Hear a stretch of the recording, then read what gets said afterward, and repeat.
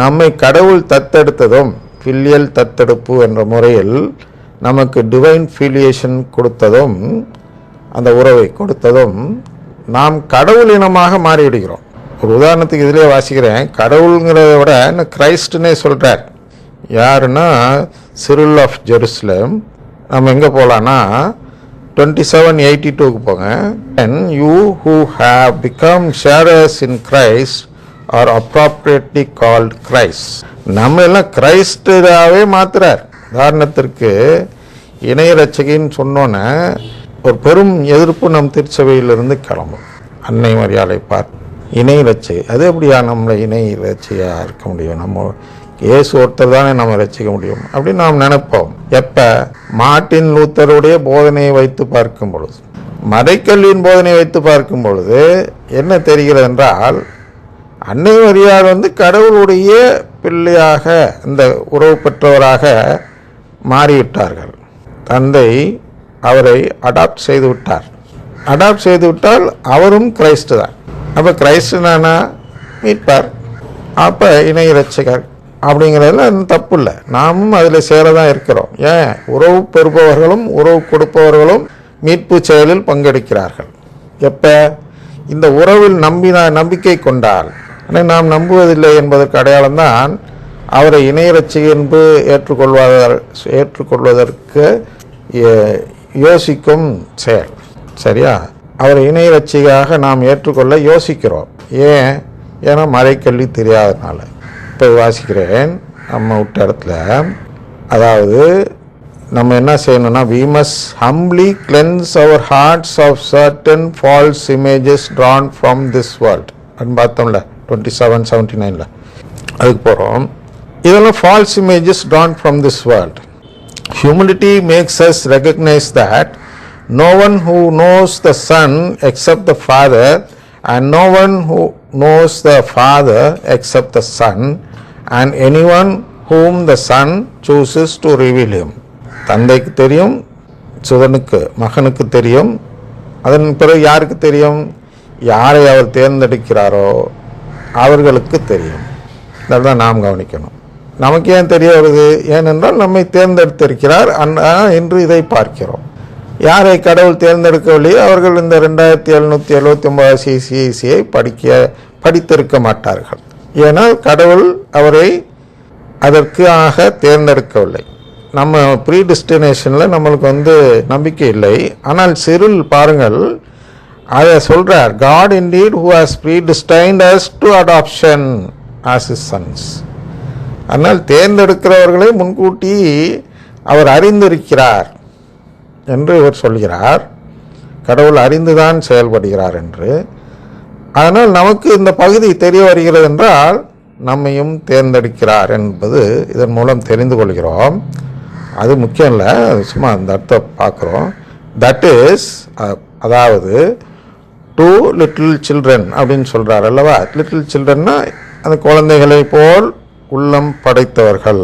மத்திய 11:25 27 வாசிக்கும்போது சொல்கிறார். அந்த குழந்தைகளுடைய கேரக்டர் என்ன அப்படின்னு பார்க்கும்போது, அந்த சில்ட்ரன் குழந்தைகள் எளிதில் ஒருவரை தந்தையாகவும் தாயாகவும் இதாகவும் ஏற்றுக்கொள்ளக்கூடிய மனப்பக்குவம் படைத்தது. அதுக்கு என்ன சொல்லி தருகிறோமோ அதை ஏற்றுக்கொள்ளும். அதுபோன்று மனப்பக்குவம் படைத்தவர்கள் மட்டும்தான் ஃபிலியல் அடாப்ஷனை நம்புவார்கள் என்பதால் அதை சொல்கிறார் என்று பார்க்கிறோம்.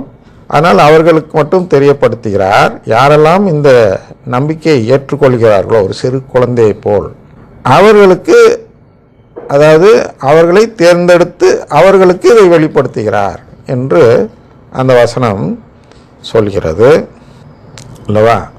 அப்போ the purification of our hearts has to do with paternal and maternal images. அப்போ எப்படி நம்முடைய இப்போ தவக்காலம் பிறக்க இருக்கிறது. அப்போ நம்ம என்ன செய்ய வேண்டும்?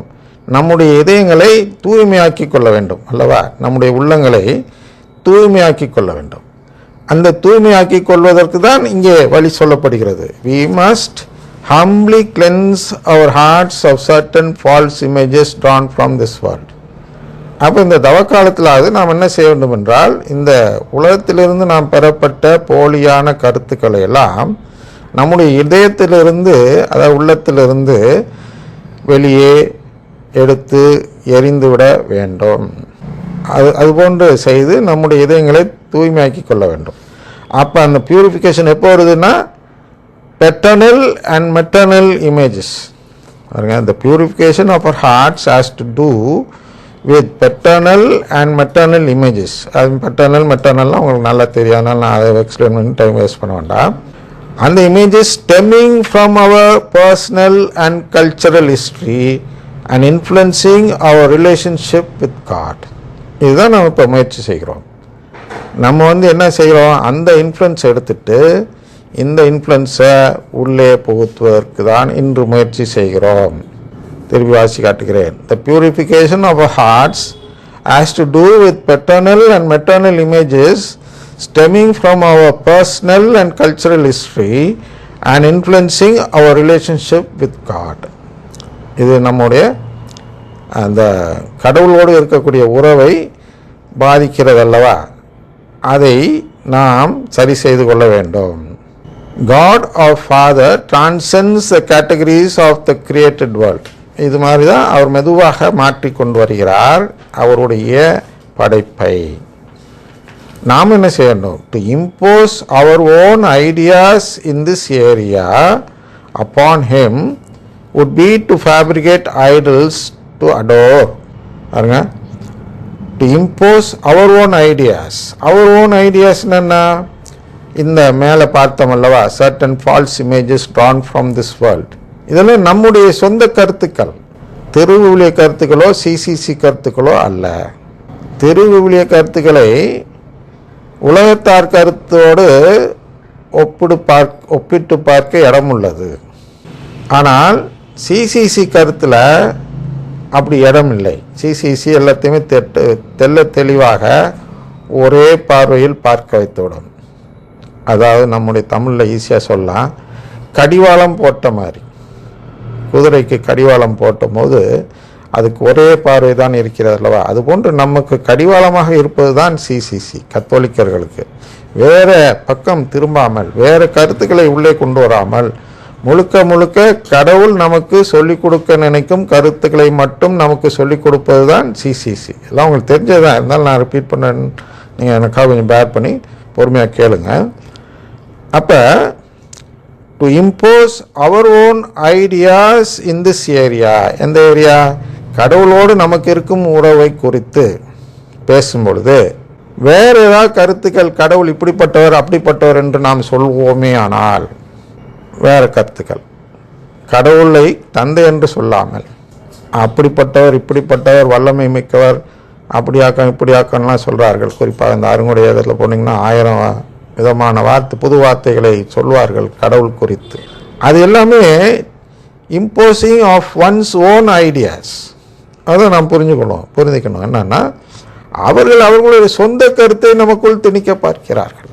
திணிப்பதால் என்ன செய்ய பார்க்கிறார்கள் என்றால், கடவுள் என்னுடைய தந்தை என்ற அந்த பார்வையை நம் இடத்திலிருந்து எடுத்து விடுகிறார்கள். அது மாதிரி செய்கிறது தான் சிலை வழிபாடு அப்படின்னு இது சொல்லுது அப்படின்னு பார்க்கிறோம் அல்லவா. அதனால் நம்முடைய முயற்சி இதுதான். என்ன முயற்சி என்றால், கடவுளை தந்தையாக பார்க்க வேண்டும்.